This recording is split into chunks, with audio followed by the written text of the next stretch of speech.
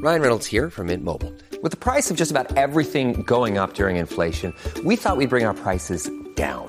So to help us, we brought in a reverse auctioneer, which is apparently a thing. Mint Mobile Unlimited Premium Wireless. How to get 30, 30, bit to get 30, bit to get 20, 20, 20, bit to get 20, 20, bit to get 15, 15, 15, 15, just $15 a month? Sold! Give it a try at mintmobile.com/switch. $45 up front for 3 months plus taxes and fees. Promo rate for new customers for limited time. Unlimited more than 40 gigabytes per month. Slows full terms at mintmobile.com. Men, we can do better. It's a hard time to be a man. The 21st century is the hardest time to be a man in the history of men, with MeToo and the empowerment of women, the changing of social structures and the schooling. And so there's really an opportunity, and men are heading in the wrong direction. They're going to porn and video games and extending their adolescence and all these things. There's really an opportunity for men to step up. This is your Kick-Ass Life podcast, episode number 334 with guest Robert Kandell.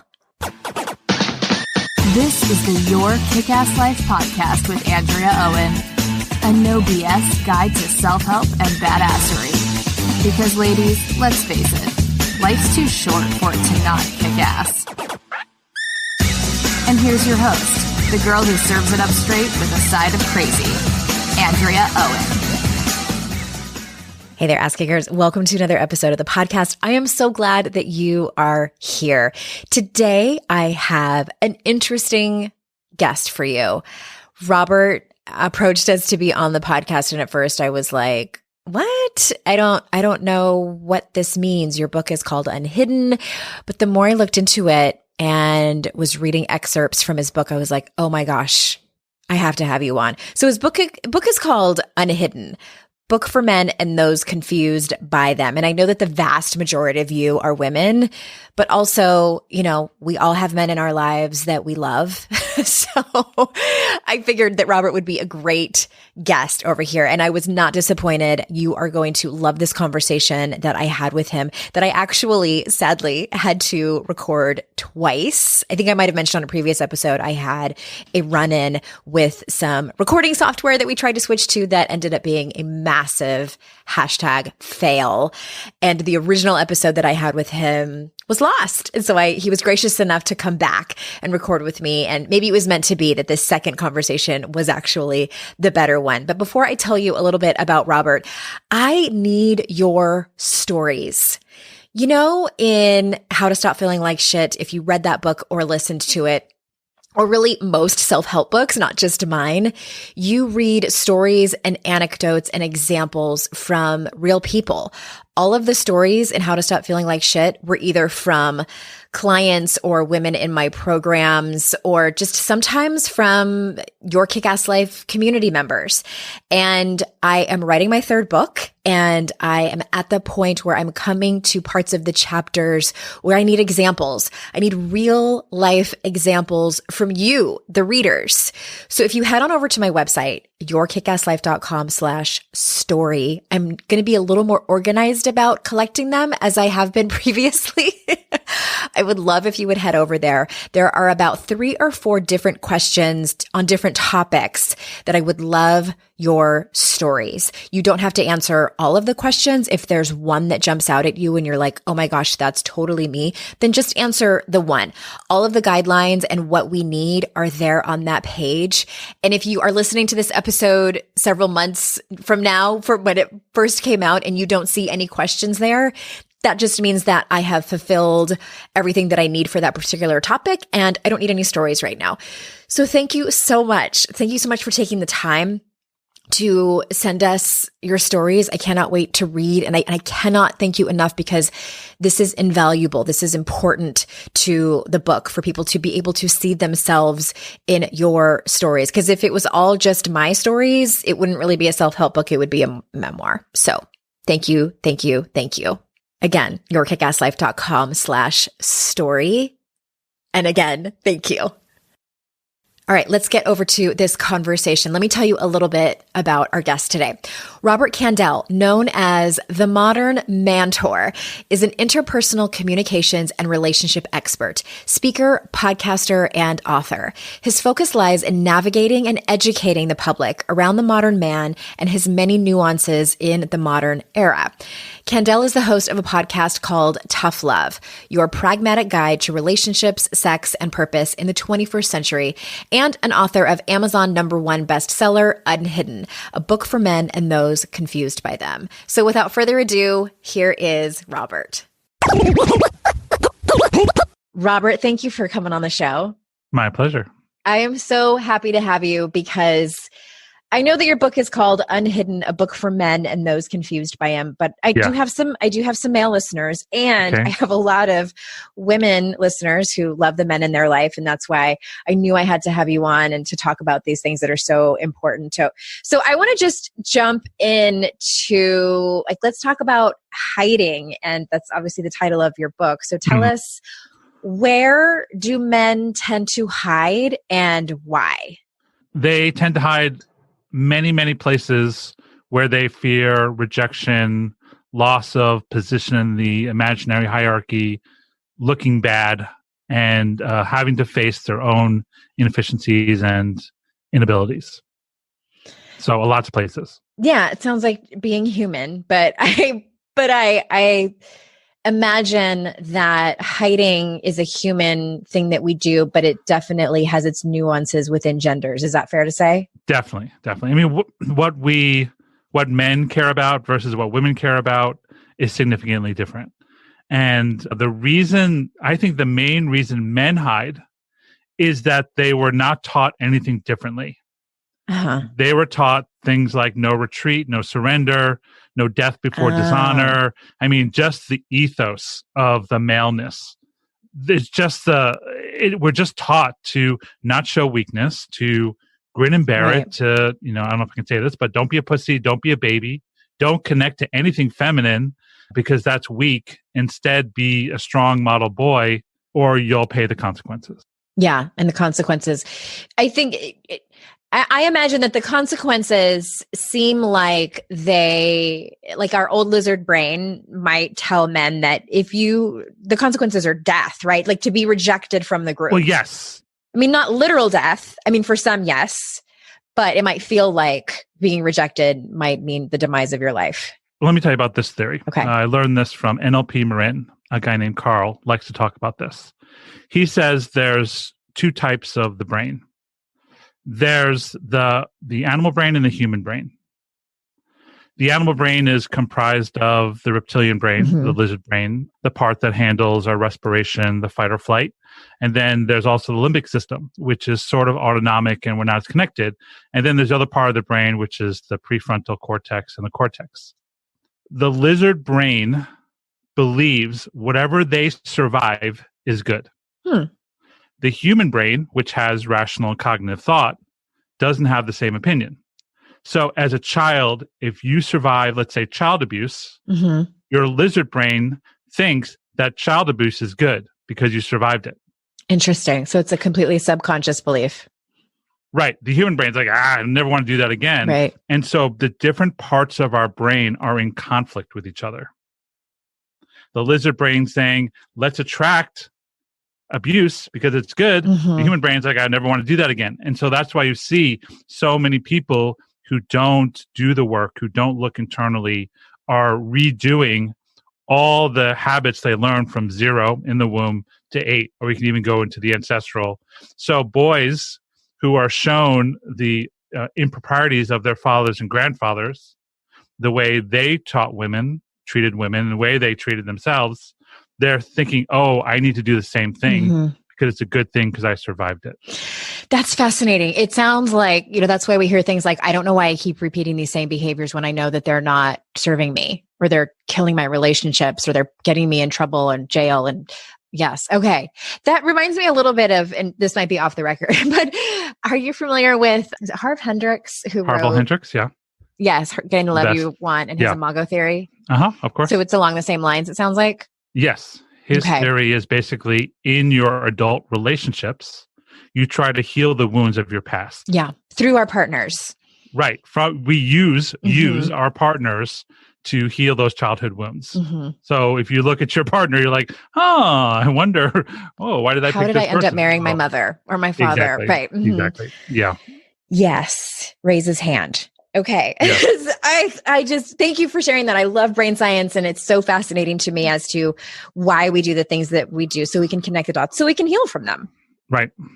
Well, you know what? I want to back up a little bit more. Can you tell us how, I'm always very curious how experts get into this, not so much industry, but this topic specifically. Like, what was that for you? Can you tell us about that? The way I like to tell my story is I was normal till I was 28. Okay. And what I mean by normal was I was following my father's path, society's path. I was married. I had a house in San Francisco. I had a corporate job. I had the 401k building. We had a 5-bedroom house in San Francisco, which meant we had room for grandchildren. Not children. We were there to produce grandchildren. That was the path. Okay. Producing male heirs was the path. Like, kids are okay, but really it was because that's what my parents expected of me. And I was successful at it. I was good at it. 6-figure income, et cetera, et cetera. And then I went to Burning Man in 1998. It goes back 28. That far? Oh, yeah. Yeah. I didn't know that. 94, 95. Started off with a bunch of friends burning a man in effigy over a broken heart in San Francisco. Oh, wow. Yeah, it's a really interesting history, actually. So in 1998, Burning Man was a mere 18,000 people instead of the 70, 80,000. So you went to Burning Man before it was Burning Man. I went to Burning Man before people knew what Burning Man was, including me. Right. Because I was the yuppie. I was the normal guy. My first wife, Carol, said, "Hey, let's go to Burning Man." And the only thing I knew about Burning Man was a picture book I saw, which had naked people walking around encrusted in mud in the desert. Because there was like a hot spring or mud spring. And I was like, no. That is not me. That's for those other people, those hippies and those doulas, those massage therapists. Like, no, that wasn't me. It's Reiki people. Exactly. I even knew what Reiki was back then. And I was like, no. And she's like, please. I'm like, all right, I'll go to make her happy. And I went to Burning Man and packed up the SUV and drove there, got out of the car, and had this moment of the soft wind from the playa, the drums, the electronic music, and the words came to me, "You're home." And I was like, what was that? And what it was the first time a different part of my psyche showed up and said, there's more to you than this beaten path you were following. There's more to you than your father's wet dream of a life. There's more. And it's starting right here, right now. Wow. That was, I guess, a genuine spiritual experience you had. Yeah.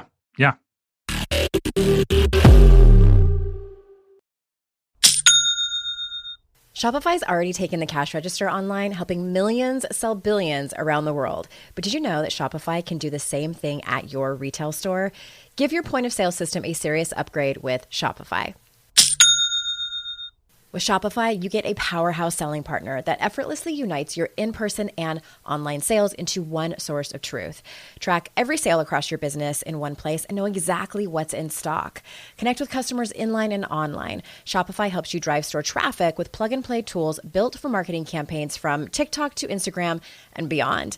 Get hardware that fits your business. Take payments by smartphone, transform your tablet into a point of sale system, or use Shopify's POS Go mobile device for a battle-tested solution. Sign up for a $1 per month trial period at shopify.com/noise, all lowercase. Go to shopify.com/noise to take your retail business to the next level today. Shopify.com/noise. Today's podcast is sponsored by MIDI Health. Ladies, are you over 40 like me and dealing with hot flashes, insomnia, brain fog, moodiness, some vaginal dryness, or weight gain? Don't just accept it as part of aging. These symptoms are often linked to hormonal changes during perimenopause and menopause. At MIDI Health, they get it. Their experts know what you're going through and how to help. MIDI clinicians are menopause specialists offering safe, effective, FDA-approved solutions. And guess what? MIDI Care is covered by insurance. So stop pushing through it alone. Schedule a virtual visit and dive deep into your unique symptoms and health background. You'll walk away feeling heard and with a plan to start feeling better. Visit MIDI Health today and reclaim your well-being. You deserve to feel great. Book your virtual visit today at joinmidi.com. That's joinmidi.com. joinmidi.com.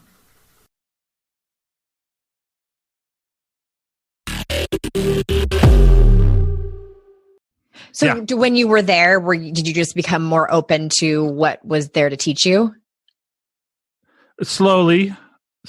I'll tell you the favorite story of that Burning Man experience. So my wife and I, I was a New York Jew. She was an Irish Catholic. Sexuality was not something we talked about. She would actually not get undressed in front of me. It was like guilt meant shame. Yeah. Alcohol was about the only time there was sexuality. I had no seduction skills and no understanding of women. She had, I won't talk about her too much, but like she had her own stuff. So sex was non-existent. And so 2 or 3 days into Burning Man, and in the middle of the day, she's like, hey, I heard about this place where there's orgies. Do you want to go? And I was like, oh yeah. It really came out like, yeah. And because I had a very rich fantasy life, it fueled by the porn of the day, which was internet news groups. I had a very strong masturbation practice and a very strong fantasy life. Strong masturbation practice. I wasn't having sex with my wife. I was a very healthy, 28-year-old guy and didn't know what to do with it. Was definitely not going to cheat, so blah, blah, blah. Anyway, so do you want to go to a place with orgies? I'm like, yeah. And so all day I'm thinking about this place, Delilah's. It was called Delilah's Den. Delilah's thinking about orgies. And am I going to kiss another woman? Is Carol going to have sex with another guy? And all day fantasy. And my porn-infested mind was like flaring. And so 10 o'clock, 11 o'clock at night, we take our bikes across the playa. We walk up to Delilah's Den tent, which is on the edge. There's loud techno music. I'm imagining the Romanesque, orgy inside. Instead, we open up the flaps of the tent, and there's 300 guys and 3 women. Oh my gosh. Me and Carol. And Carol was soon very popular. I was not as popular. And so we hung out there for 5 minutes or 10 minutes and, watched the sole couple in the corner having sex, not very attractive. And then we left. But the coolest thing happened after that, which changed my life, was that we started to have a conversation about our sex life. Yeah. And I said to her, I don't think you're the last woman in my life I want to kiss. And she's like, you're definitely not the last guy in my life I want to kiss. And I'm like, what? And all of a sudden we had like this conversation, and one truth led to another truth, and more intimacy, and being unhidden led to being more unhidden. And all of a sudden for 3 hours, we talked about our sex life, which was the first honest conversation I'd ever had with anyone in my entire life about sex. And it opened the door to come back to San Francisco and lead this really new path. Oh my gosh, I did not know that. That's such an interesting story. And thank you for sharing that, which is a great segue to what I wanted to ask you, because I know that a lot of your work is about telling the truth in your relationships. And so tell us, what is the effect of withholding our truth from our intimate partners? So I'll say a thing that's chargy. And the second you lie, you stop trusting your partner.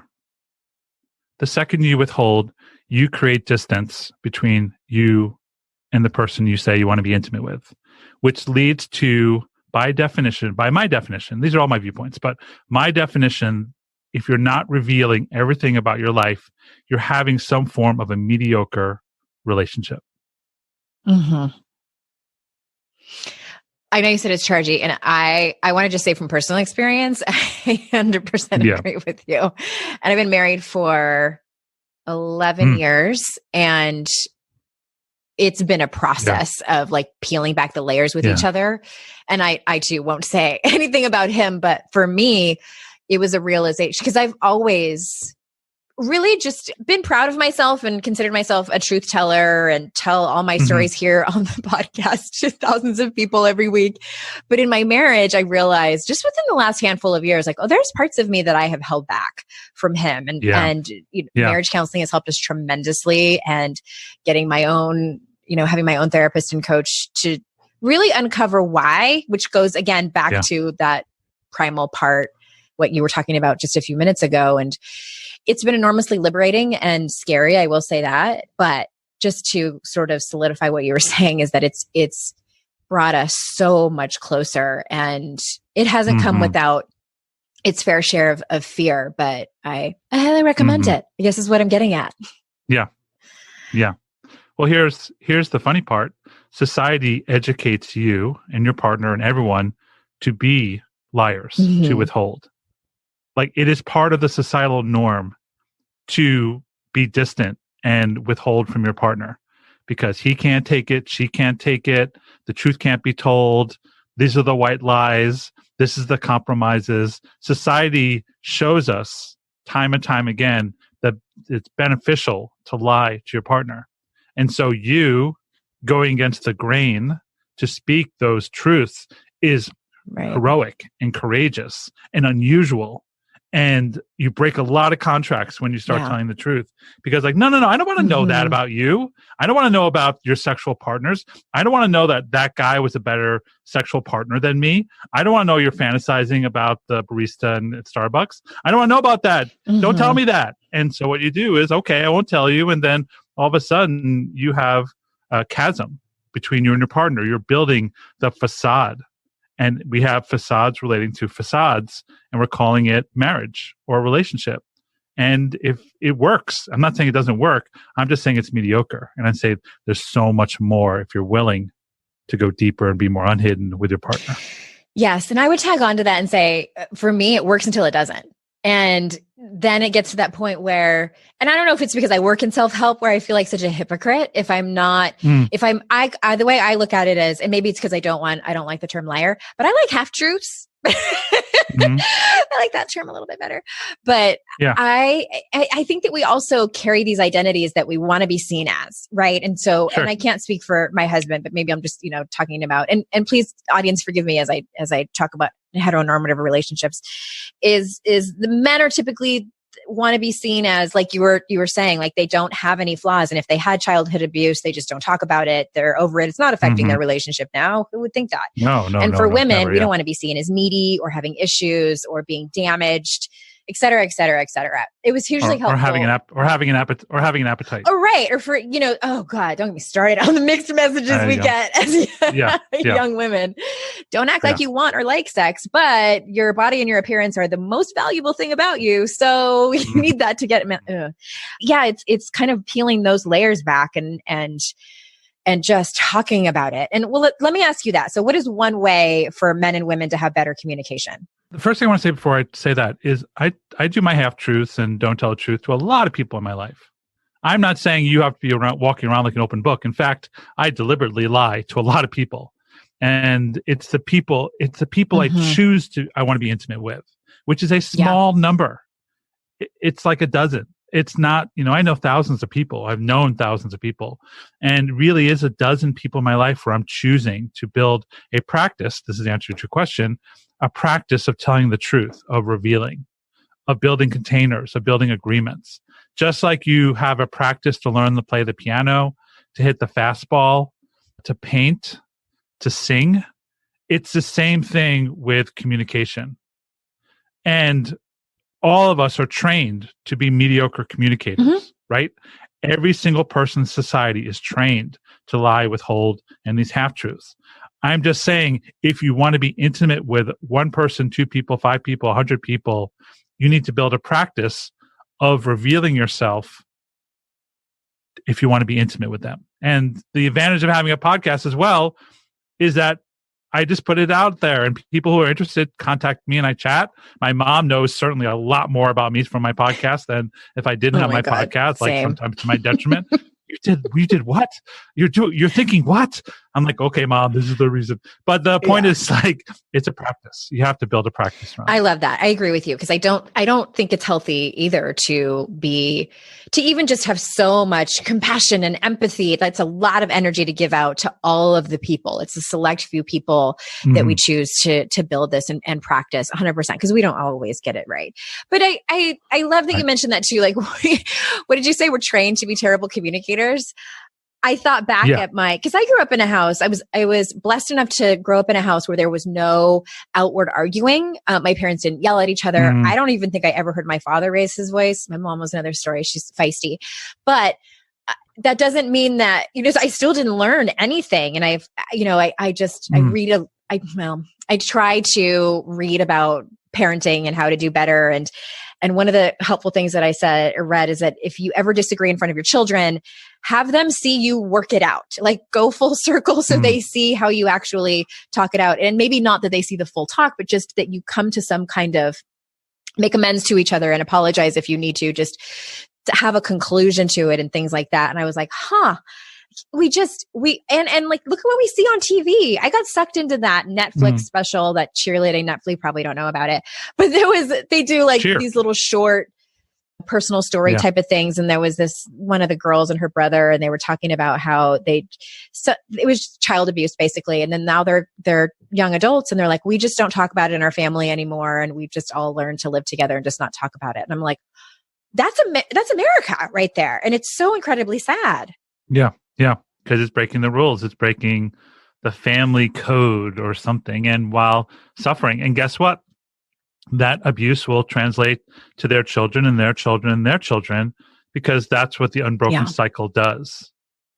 And so Morgan, my second wife, my muse, my partner, my research partner in life, has an ex-husband. Well, they have horrible communication, totally antagonistic. It's gotten better over the years, but really antagonistic. And so the kids see that and feel that and know that. And so if you're listening and thinking your kids don't know everything, you're fooling yourself. You're non-confronting the truth, because kids pick up everything.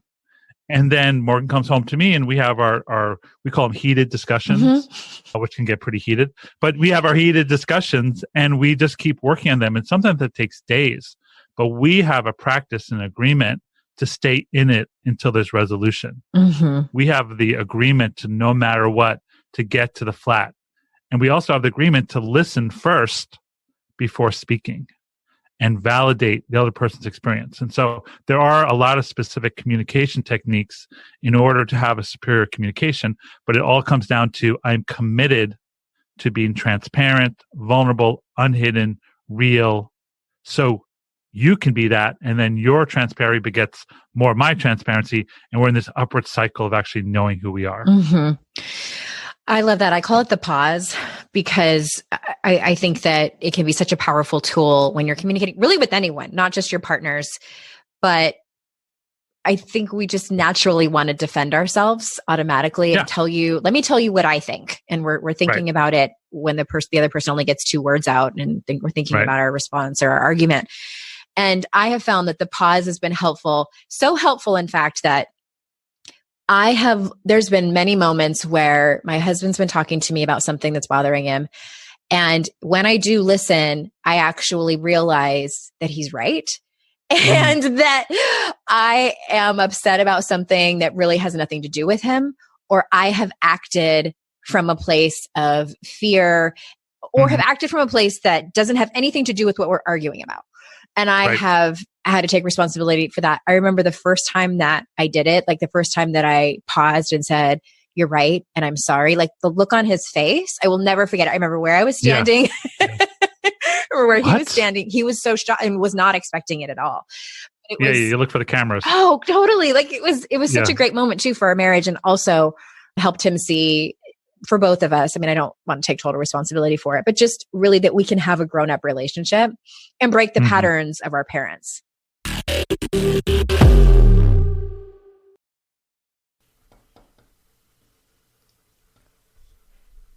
Fast forward to the end of 2024 and think about your goals. What can you do right now to give yourself the best chance of succeeding? If you want to learn a new language, you absolutely should get Babbel. Don't pay hundreds of dollars for private tutors or waste hours on apps that don't really help you speak the language. Babbel's quick 10-minute lessons are handcrafted by over 200 language experts to help you start speaking a new language in as little as 3 weeks.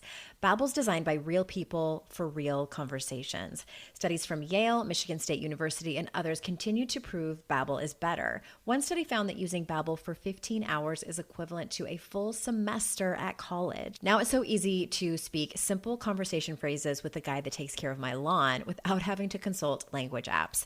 Here's a special limited time deal for our listeners. Right now, get up to 60% off your Babbel subscription, but only for our listeners at babbel.com/noise. Get up to 60% off at babbel.com/noise, spelled BABBEL.com/noise. Rules and restrictions may apply. It's hard to find a great mentor who can help me level up. My dream mentor, Shonda Rhimes. So I was really excited when I heard she has a class on Masterclass. With Masterclass, you can learn from the best to become your best. Masterclass is the only streaming platform where you can learn and grow with over 200 plus of the world's best. For just $10 a month, an annual membership with Masterclass gets you unlimited access to every instructor. And you can access Masterclass on your phone, computer, smart TV, or even in audio mode. I'm always looking for ways to be a better writer, so I took Shonda Rhimes' screenwriting class.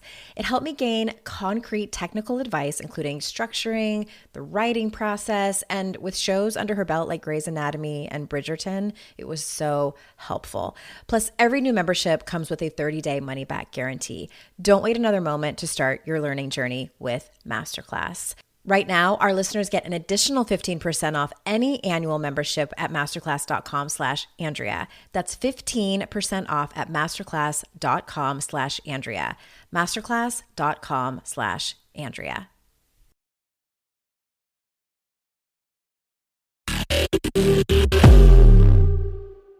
I want to switch gears with you for a minute and ask you about the MeToo movement that happened a couple of years ago that hasn't, thankfully gone away. So how has, in your work, how have you seen that the MeToo movement has affected men? I think in my lifetime, it's the most important social thing that's happened by far. I think MeToo is accumulation of 6,000 years of the patriarchy. So the patriarchy really is 6,000 years old. And if you think about it, it seems like a really long time, but in terms of human evolution, it's really not. Mm-hmm. And the patriarchy started off with a term, actually, it was called fatherhood. And it had a benevolent process. And over 6,000 years, especially with the industrial era, it's just gone askew, badly askew. And what men are facing today, younger men, Gen Z, Gen Y, the millennials, is that they've inherited the scripts from previous generations that does not work anymore. And the Me Too movement, to me, was a huge wake-up call to society that the toxic habits of men and women supporting those men can no longer hold up. It's time for a change. And as Harvey Weinstein goes through his court case now in New York City, it's happening. And the truth is being told. And the things that men get away with because it was part of culture is now can get you thrown out. Now, unfortunately, our president is proving Me Too is weakening the Me Too movement by his actions around women especially. And hopefully there'll be another resurgence of it. But to me, it's so important because it gave men the opportunity to actually hear and feel the ramifications of their conscious and unconscious habits. And it's giving women permission to speak, to say, no, that doesn't feel good. When you do that, you might think it's all fun and games. For me, it's detrimental. It's triggering. It brings up my trauma. And it's just giving women permission to speak. So it'll take another generation for it to really have its power, but so important to bring this conversation into mainstream America. I agree. Well, I agree with everything. And especially, it's going to take another generation. And it's really, I applaud millennials for I have someone in my circle she's in her very early 30s. And she was talking about this sexual experience that she had, just so casual about it, and not casual from like an irresponsible place, but just casual where, you're talking about the orgy earlier, and like my generation, like I'm on the younger-ish spectrum of Gen X, like it was like gasp, for my ears, but I loved that it was just part of her sexuality. And I wanted to cry and hug her, like, oh my God, thank God this is starting to shift. And hopefully, for my kids are Gen Z and that things really, really can start to change. So thank you for your thoughts on that. And I want to ask you about because a complaint I hear from many of the women and my clients and podcast listeners is that they are willing to do their own work, whether it's go to therapy or read self-help books or hire mentors to help them work through their own stuff, trauma therapy, et cetera, but their male partners are not. So whether they're in a relationship or sometimes it's their brothers or their fathers that they're wanting to kind of prescribe personal development to them or therapy or whatever. What advice do you have for them? Well, I'll start with women directly. And then there's a second part to this. So if you're hearing this first part and don't like the answer, there is the second part. The first part is for women, stop making it so easy for men. Women, you are co-creating the situation that you just described.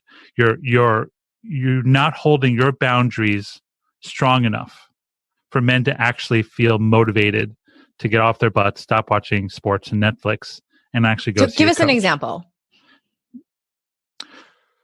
So people are moved, I'll give you a little more theory and then we'll go to an example. So people are moved by inspiration or desperation, right? They're moved, they hear a great podcast, they read a book or they see a movie and they're like, oh, I want to do that. They're inspired. But most of the time people are moved by desperation. I got kicked out of my job. I'm drinking too much. I'm watching too much porn.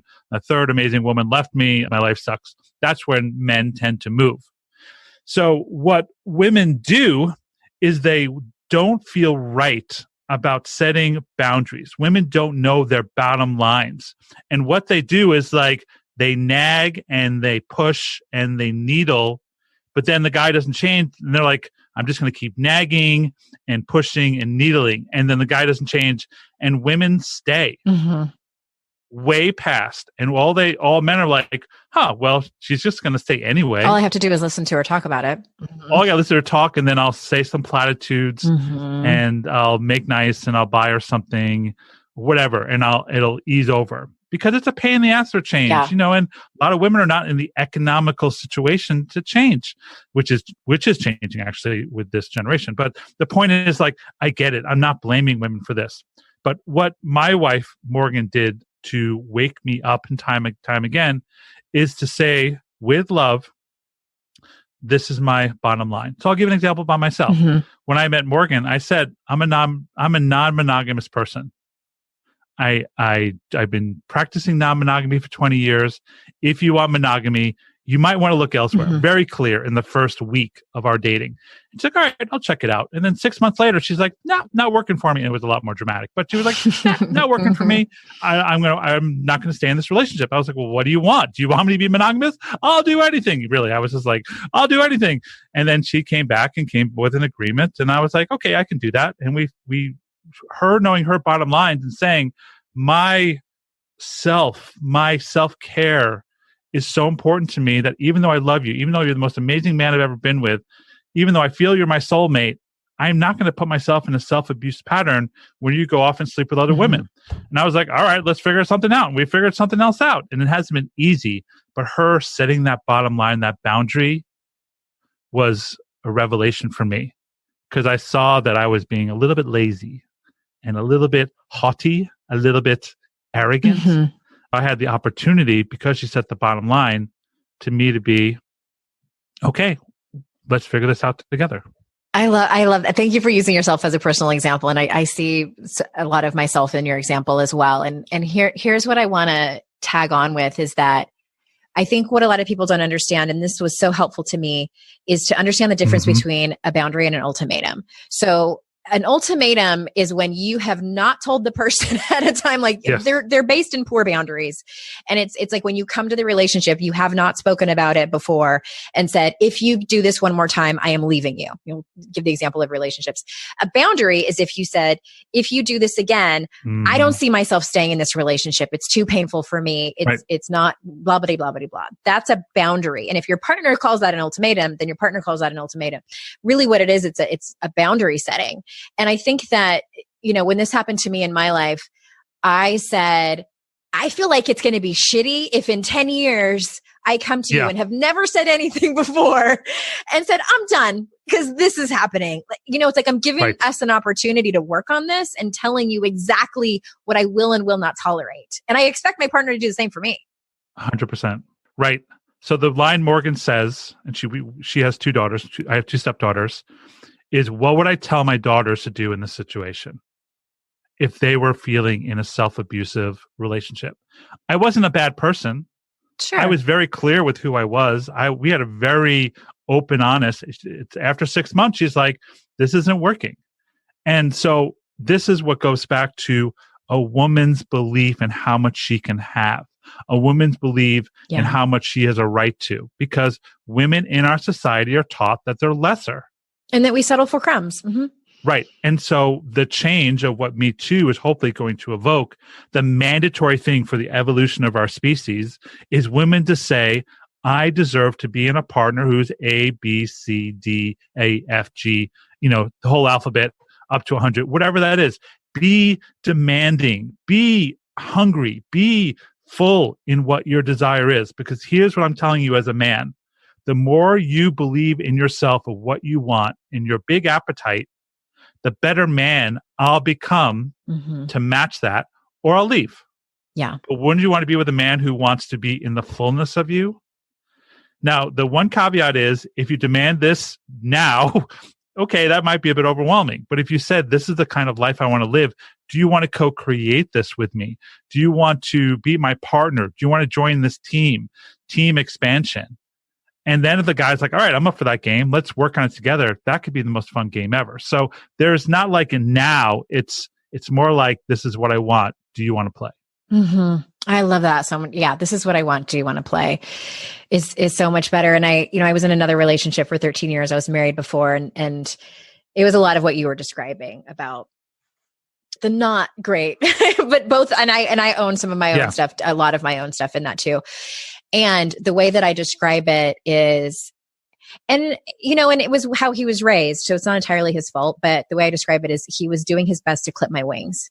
And I let him for all those years because I didn't believe that I deserved more. And all these stories of, by the time I was 29, I'm like, I don't want to have to start over and start dating. And I know he's going to be a great dad. He might be a shitty husband, but at least he's a great dad. I would say that to my friends. I knew he was, we didn't end up having children together. The universe intervened. But I love everything you have to say. Everybody, the book is called Unhidden, a book for men and those confused by them. Robert Kandell, thank you so much for being here. My pleasure. Anything else you want to say? Like anything you're like, oh, I wish I would have been able to say that. There's like 10,000 things. Of course. I said the part about the women's side, and I'll say for the men's side, for the women, it's like men, we can do better. Like it's a hard time to be a man. The 21st century is the hardest time to be a man in the history of men, with MeToo and the empowerment of women, the changing of social structures and the schooling. And so there's really an opportunity, and men are heading in the wrong direction. They're going to porn and video games and extending their adolescence and all these things. There's really an opportunity for men to step up. And so I spoke a lot about what women can do, but really it's the best party. It's like the best time to be a man as well, because we can interact with powerful, sexually free, own economical, free women. And so if you're willing to step up, there's so much fun to be available. Amazing. Thank you so much. And everybody, the link to all of Robert's website and book and things like that are in the show notes. And you know how much I value your time. And I so appreciate it that you spend it here with my guests and me. And until next time, everyone, I will see you all out in cyberspace. Bye-bye.